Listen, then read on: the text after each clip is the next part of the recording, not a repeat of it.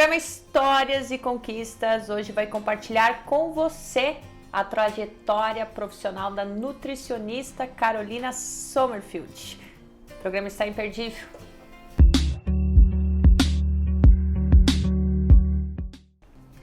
Carolina, seja muito bem-vinda ao nosso programa. Obrigada pelo convite. Já tive a oportunidade de entrevistar a sua irmã, a Camila, né? Uhum. E agora chegou a sua vez. Muito bem. Então, eu sei que você atua há 12 anos como nutricionista. 12 anos. Uhum. E como é que foi a escolha dessa profissão? Foi difícil? Porque até então, pelo que eu me lembro, 12 anos atrás, a minha irmã é nutricionista. E não era uma profissão assim tão fomentada. Hoje que se sabe, né, que se percebe a importância da alimentação, está muito em alta. As pessoas elas buscam na alimentação soluções para doenças, soluções para disposição, solução para viver melhor. Então, mas como que foi o início da tua trajetória? Então, eu decidi que eu queria ser nutricionista com 10 anos, né? Então, eu não tive nenhuma dúvida na hora de escolher as opções no vestibular, eu já fui lá, era nutrição, determinada. Por que isso? Tu tinha aquele gosto, aquela paixão por comida? Tinha, e eu aprendi a cozinhar cedo com meu pai, né? Mesmo que eu ouvi, nutricionista não é cozinheira, eu acredito muito que nutricionista precisa sim saber cozinhar, saber como o alimento, né, se transforma, então... Meu pai me ensinou a cozinhar quando eu tinha 9, 10 anos e aí eu vi o quanto que era legal saber, né, transformar um alimento, deixar ele saboroso e o quanto, com aquela idade eu já percebia isso. E aí eu dizia para minha mãe, dizia para meu pai, eu quero ser nutricionista. Depois disso eu fui atleta. E aí, como eu era atleta e para o meu desempenho como atleta também ser melhor, mais ainda eu ia me interessando por uma alimentação saudável. O que você fazia como atleta? Mountain bike. Eu fazia cross country, que é aquela corrida de subir e descer montanhas, né? Uhum. Então eu competia, campeonato estadual, nacional, internacional, fui para 2 mundiais. E aí eu precisava ter uma alimentação boa para o meu rendimento no esporte ser bom também. Uhum. Aí foi mais uma coisa que ia só afirmando, realmente é o que eu quero, realmente é o que eu quero. E aí você entrou na faculdade? Aí entrei na faculdade. Na Univale, né? Na Univale, Daí eu fiz os 4 anos da faculdade. E durante o curso eu já ia percebendo as áreas que eu mais gostava. Porque a nutrição tem várias áreas, né? Você pode direcionar para a área de restaurantes, né? Cozinhas industriais. Tem a área de saúde pública, hospitais, né? E atuação em clínica ou hotelaria. Então, assim, hospital nunca foi uma área que eu assim, nunca pensei em atuar porque não era uma área que eu gostava. Restaurantes eu gostava, restaurantes comerciais, na parte de assessoria, e clínica também sempre me encantou mais.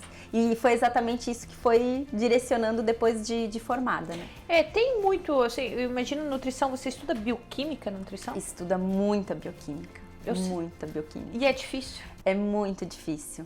E se eu puder dar um conselho para quem está entrando na faculdade, dedique-se para as aulas de bioquímica, porque você usa... E às vezes a gente não tem essa concepção na faculdade e tem que estudar. Tanto que depois que eu fiz a minha especialização, o que eu mais estudei foi bioquímica.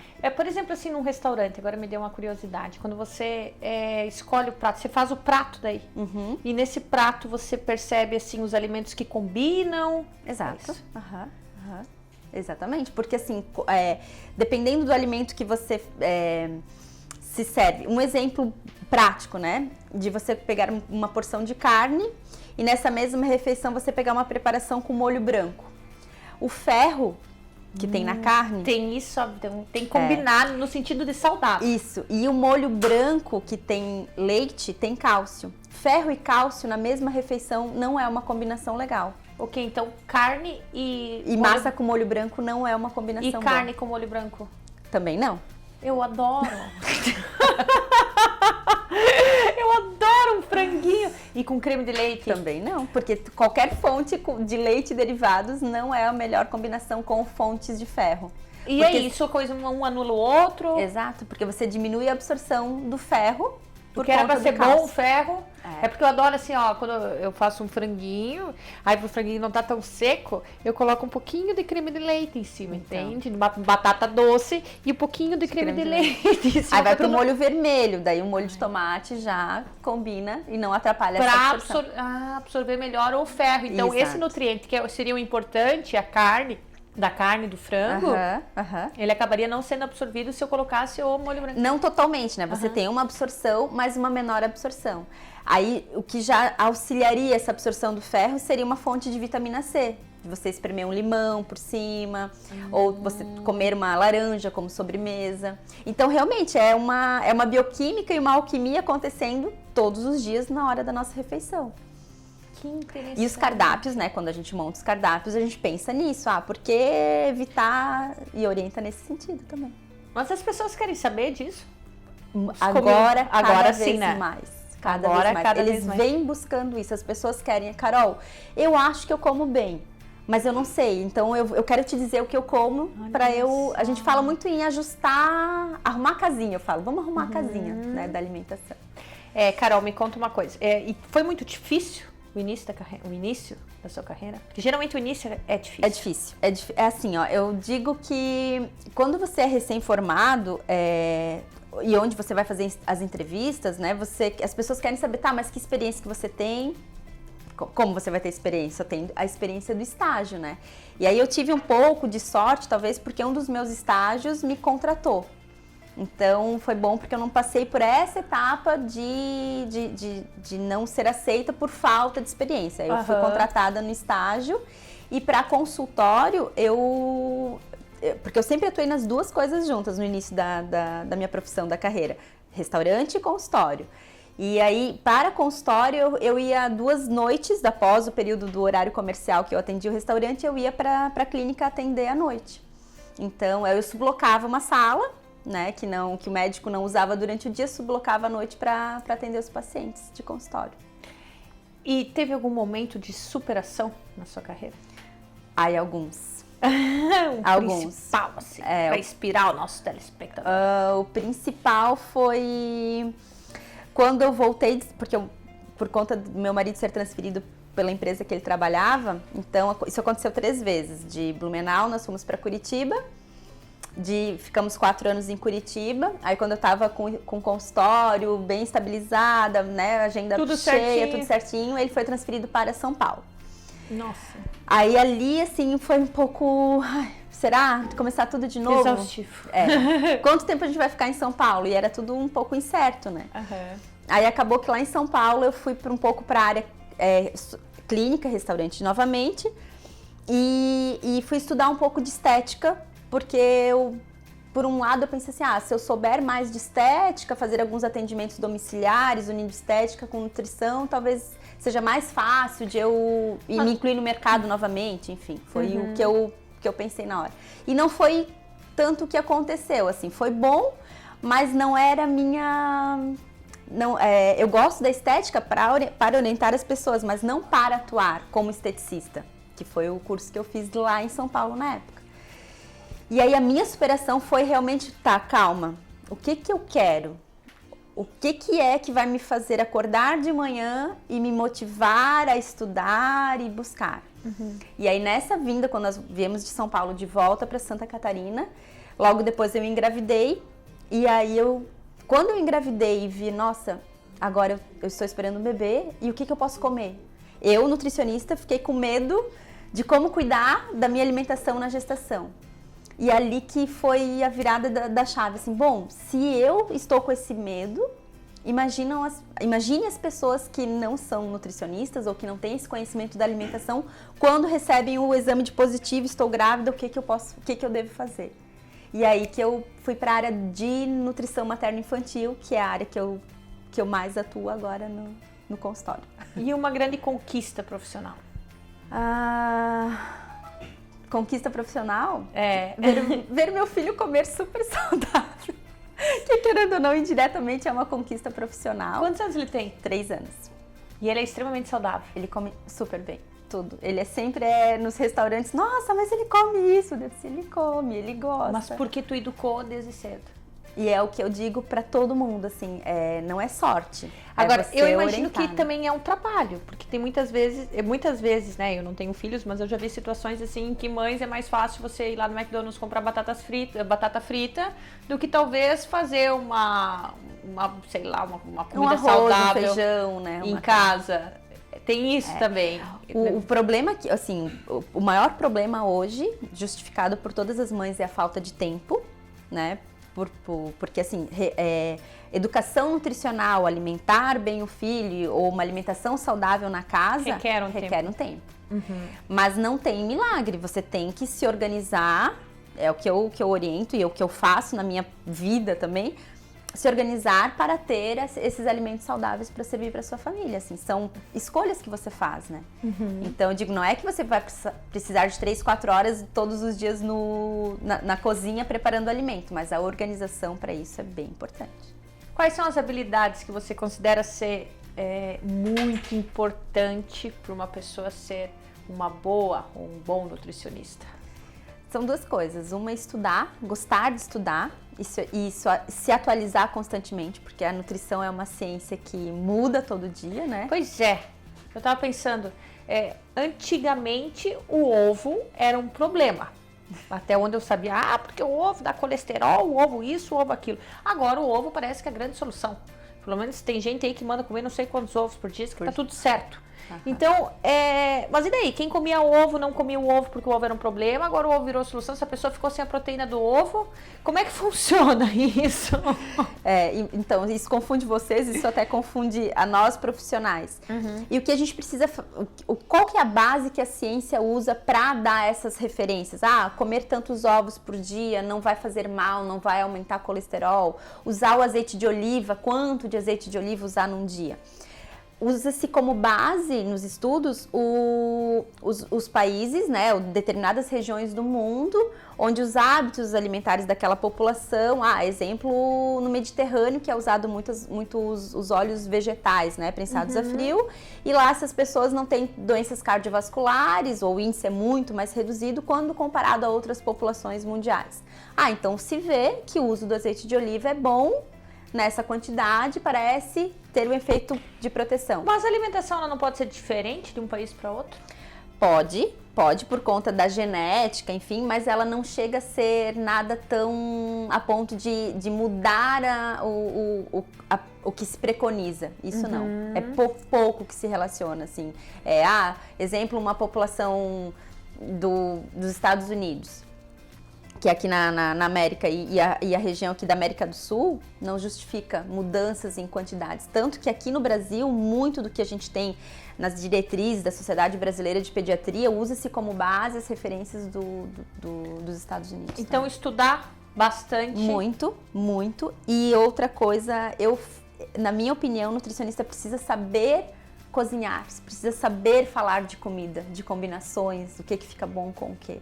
Porque não adianta eu te entregar um cardápio, né? Tipo, isso. Ai, Carol, mas isso aqui não tá legal. Como é que eu vou preparar isso aqui? Você tem que saber de técnica dietética. Estilo do meu frango com creme de leite, tem que ter uma outra coisa.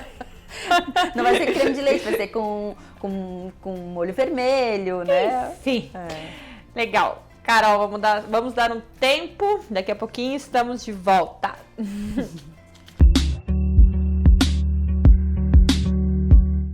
Estamos de volta hoje conversando com a nutricionista Carolina Sommerfeld. Estou ganhando uma aula aqui de nutrição, ela já compartilhou um pouquinho da trajetória profissional dela. E hoje eu percebo que você tem um foco, um grande diferencial. Você acabou direcionando principalmente a tua carreira como nutricionista para uma área. Isso foi importante para ti? Você vê como um diferencial? Eu vejo como um diferencial por esses motivos que a gente falou, de que a nutrição é uma ciência que muda constantemente, tem muita coisa para estudar. E quando eu defini esse público-alvo de gestantes, crianças até adolescência, quando eu vou pesquisar artigos, né? Vou pesquisar o que é o melhor para essa população. Então, eu acordo, direciono meus estudos para isso e eu vejo que o meu resultado até de adesão aos tratamentos é muito melhor. Porque com uma criança, quando você vai tratar com uma criança de 4, 5 anos que está com alguma alergia alimentar ou alguma restrição alimentar, ou ela está muito seletiva. Ah, meu filho, as mães chegam, meu filho está comendo só 4 tipos de alimento. Então você tem que ter muita estratégia de como conduzir isso na consulta. Eu falo muito dos combinados, de fazer os combinados com a criança para ela ir para casa com a mãe e realmente executar esses combinados. E que não seja algo, um pé de guerra em casa depois, né? Então, essa conduta com o adulto que vem por busca de emagrecimento já é bem diferente. Então a linguagem é uma... os estudos são direcionados e tem me deixado mais tranquila até. E a tua grande paixão são as crianças? São. E por exemplo, mulher grávida. O que é o legal mulher grávida comer? Mulher grávida tem que comer comida de verdade, que é arroz, feijão, carne, salada. Eu tenho uma prima minha que quer engravidar e não come carne. Isso é um grande problema, né? Carne vermelha ou nenhuma carne vegetariana? Carne. É um problema se ela não estiver tendo o acompanhamento, principalmente da vitamina B12, que é uma vitamina que, se pré-gestacional estiver muito baixa, pode ser algo que dificulte engravidar mesmo. Então ela precisa fazer o acompanhamento para ver os exames laboratoriais como estão e aí direcionar um cardápio para, sim, engravidar. E, por exemplo, assim, gestante, né? Você falou comida de verdade e depois ganhou o bebê... amamentação. Como que deve ser alimentar uma mãe que está... Porque o leite é só o que a criança pode comer.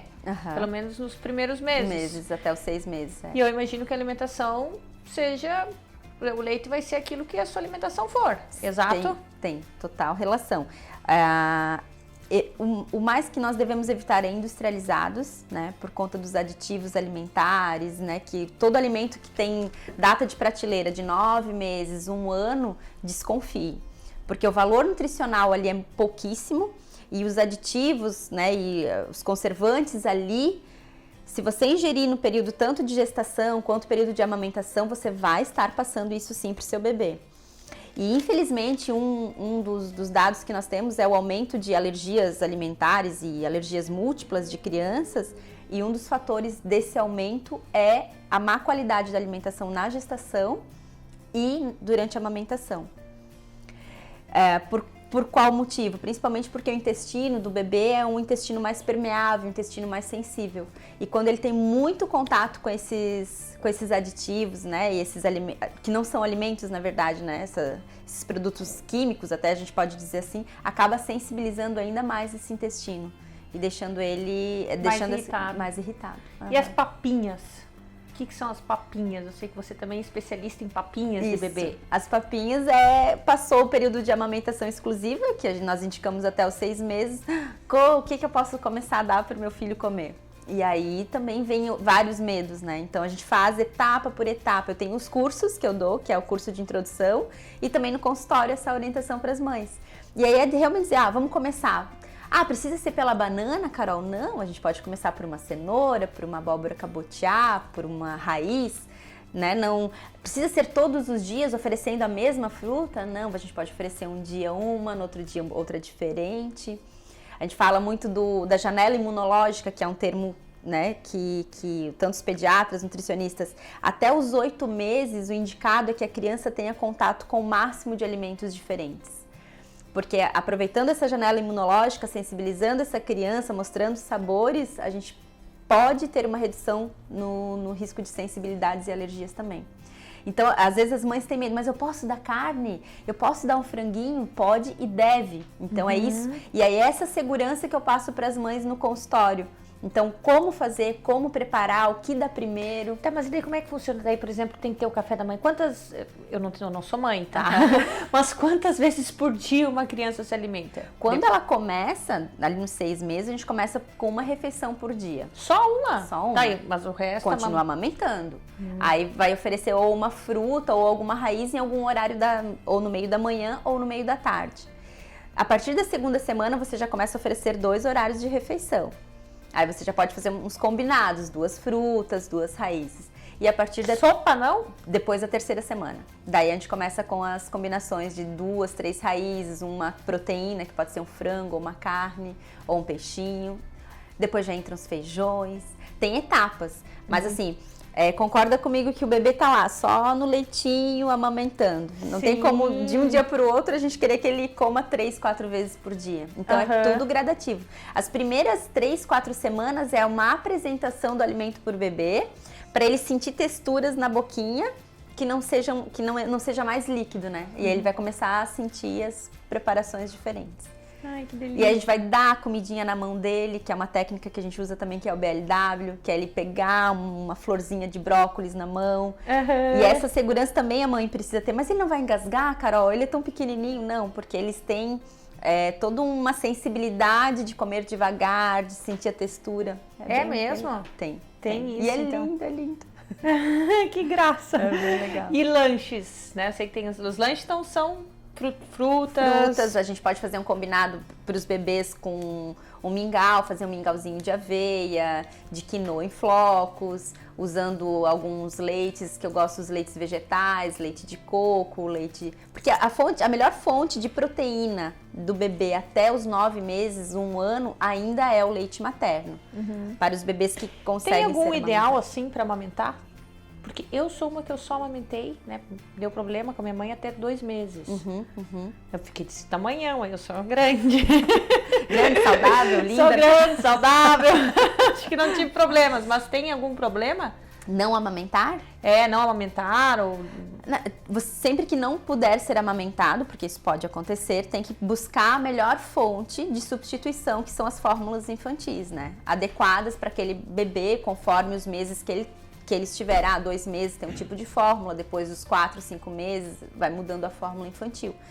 O problema é que assim, o leite materno ele é completo e é perfeito, né? E as fórmulas infantis, elas tentam se aproximar do leite materno, mas elas não se igualam quanto à proteção de imunoglobulinas, anticorpos, proteção do sistema imunológico, muito mais se tem com o leite materno.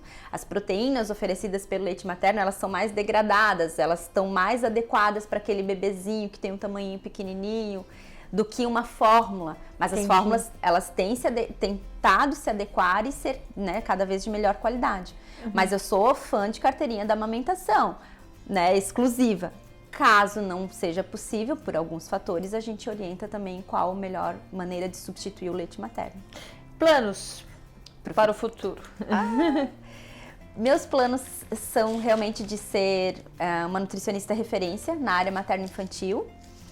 Os cursos que hoje, né, eu dou os cursos aqui na região, cursos de introdução de papinhas, cursos de lanches para crianças, curso de gestantes, né, papais e mamães grávidos. Eu tenho grupos de gestantes de tempo em tempo, e fazer esse trabalho, quem sabe, por mais cidades do estado, talvez outras cidades, né, outros estados do Brasil também, né, e cada vez mais direcionada, né, como eu penso em nutrição materno-infantil constantemente, fazer e-books, fazer materiais, quem sabe escrever um livro, alguma coisa nesse sentido. Esses são os meus planos para 2017. Essa é uma referência, então, já é, né? Eu acho que andam dizendo que eu sou conhecida como a Nutri das Papinhas, né? As minhas amigas falam, Carol, falei de você, Nutri das Papinhas.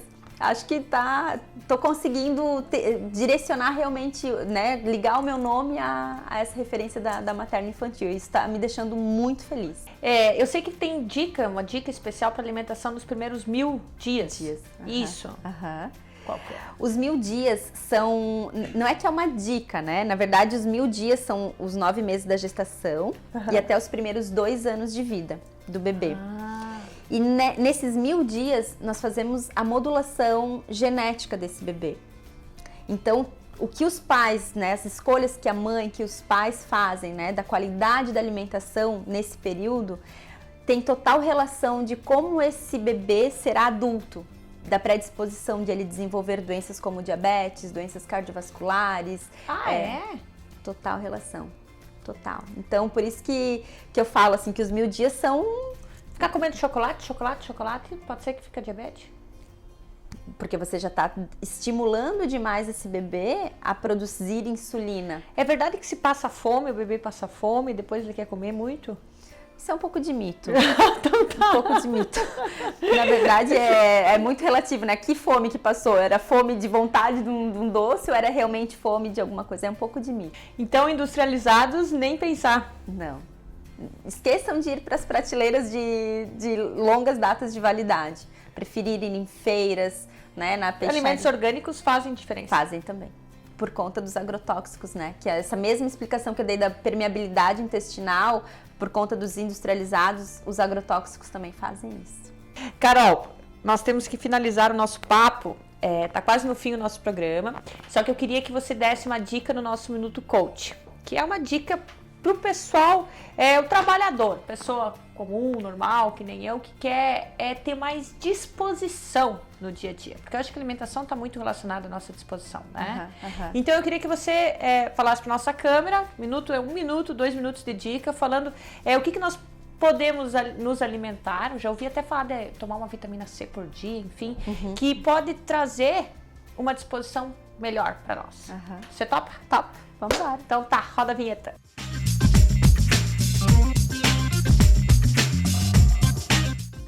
Então, a dica é realmente assim, ó, se você puder ir mais para feiras, comprar comida de verdade e organizar esse dia a dia com quem sabe um suco de fruta natural pela manhã, misturando uma couve, colocando um gengibre, um hortelã, que já vai te dar uma energia de largada, uns 2 ovos mexidos, um pão integral e assim, ó, ao longo do dia, hidratar. As pessoas estão esquecendo de tomar água e quando a gente está com sede, nós já estamos desidratados. E para ter energia, cérebro funcionando bem, independente se você trabalha, né, sentado na frente do computador, hidratação é fundamental. E evitar passar longas horas sem comer ao longo do dia também. Então, se você sentir a cada 3, 4 horas começar a sentir fome, leve junto na bolsa algumas castanhas, algumas nozes, umas amêndoas, uma fruta e faz um bem combinado nos intervalos das refeições. Acho que é essa dica que eu gostaria de dar.